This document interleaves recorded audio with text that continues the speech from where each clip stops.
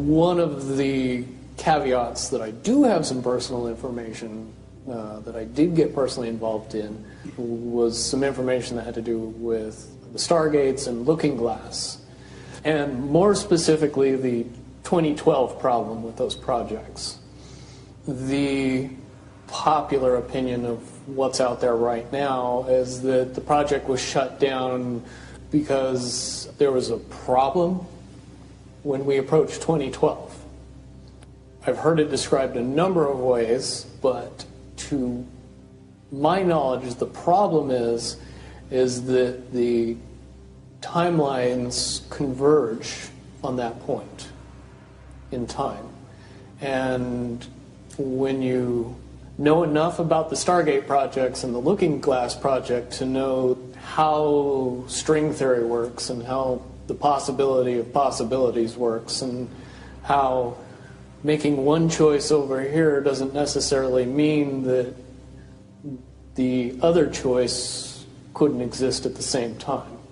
But once you get your brain wrapped around this subject, you find out that at the end of 2012, in an easy way to put it, the choices that we make become less and less consequential to the future. And eventually we're pushed into this bottleneck of time, no matter which choice we make. And that's important to the people that had access to Looking Glass because they would use Looking Glass knowing the choices that they would make and the future would pop up. The big mistake was coming up with the possibility of future. And when we started using a computer to say, well, if we make this choice, it's 79% possible that this scenario happens, and 23% are possible, or whatever, I'm using round numbers, that this scenario would happen. The understanding at the time was that was realistic. However, if you go down the road further and free will continues to exercise itself on this game, that 79% possibility sometimes changes very, very fast. But if you look at the situation in a point of time, it seems very realistic that that's the greatest possibility. What happened was people, very smart people, began to figure out that something big was coming up. Something that made it so all the possibilities of all the future scenarios of any choice, any possibility that was fed in and observed through the Looking Glass inherently ended up in the same future. And no decision, no possibility changed past a certain point. That's the big secret. All possible timelines lead to the same basic set of history in the future. That is what sends everybody that has all of the information, that knows everything, into a blind panic.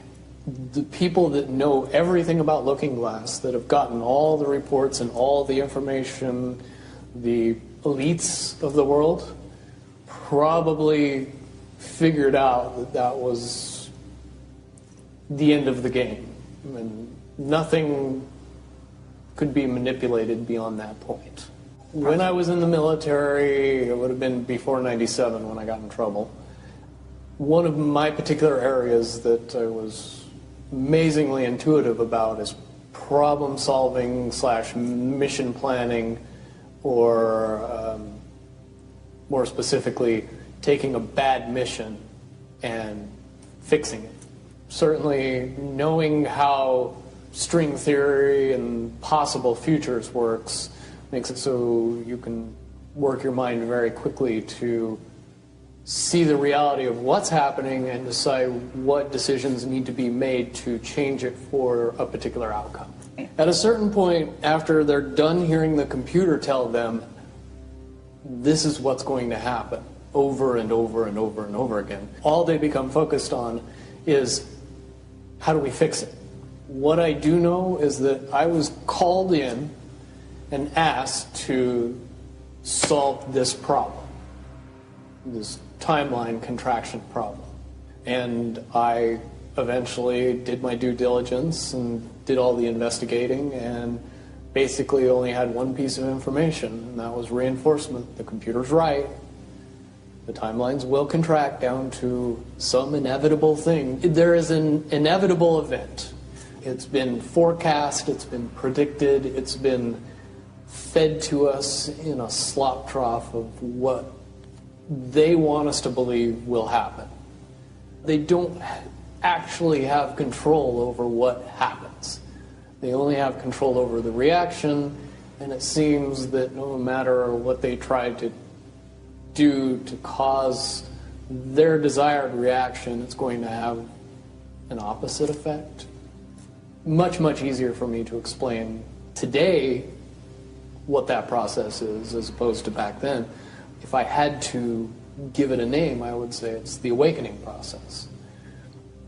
It's an evolution of consciousness that cannot, will not, and no matter what decisions or possibilities are injected into the equation, eventually it all resolves down to us all learning the truth and becoming aware of this massive dam of lies that has been built that keep us from knowing massive volume of information that we should otherwise possess. Essentially what happened with Looking Glass, not only did they not want people to use it anymore because they knew it was just going to burp out the same thing, but at the same time they didn't want anybody else to know what it was saying, I'm sure.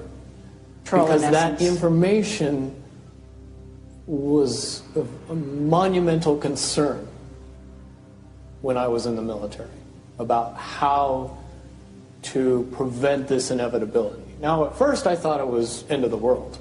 Now I see end of the world as end of their world. The biggest cherry on top of all this conversation would be a synopsis to say that if I could convince everybody out there that for all intents and purposes, what we believe to be true eventually becomes true. If somebody convinces us that a major disaster is going to happen in the very near future, a major disaster happens in the very near future. If we don't buy into that fear and accept that there's really nothing that we know is going to happen, and accept of whatever happens, that makes the convergence of the timelines happen as naturally as possible. Any attempts to try to go away from this one inevitable conclusion, I again see as a new beginning, an end of this reality, the beginning of something that we can't even possibly understand based on the level of our beliefs currently. But when all that information comes flooding out, there's going to be no denying what's true and what's a lie or what's illusion. Basically what we're experiencing right now is two master chess players sitting at the board. And one of them looks down at the board and sees that he's in checkmate in 7 moves. And he looks across at his opponent and he knows that his opponent sees it too. So there's no getting out of it. So at this point, the loser can only prolong the game. Both players know the game is over. It's only a matter of time before he does this, and then you're forced to do this, and then he's forced to do this, and eventually checkmate.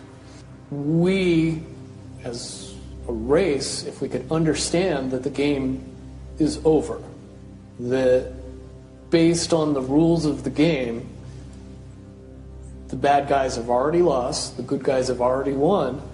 Yes, there's moves left on the table, but those moves are being forced by the player that is going to win. The only way that checkmate can't happen is if the player that's winning makes a mistake. But from all of the information that I've gathered, all of the information that's been given, all of the information that's been vetted to me, it seems pretty obvious that the good guy player on the side of the chessboard knows exactly what has to be done to win the game. And so at this point, any mistake would be all but impossible. But again, you really have to understand the game to know that the guy that's losing is lost. And I'm sure most people sitting watching a chess match between two advanced chess players know the game's over long after the two players know it's over. Because they can't see the board and see that there's only 7 moves left.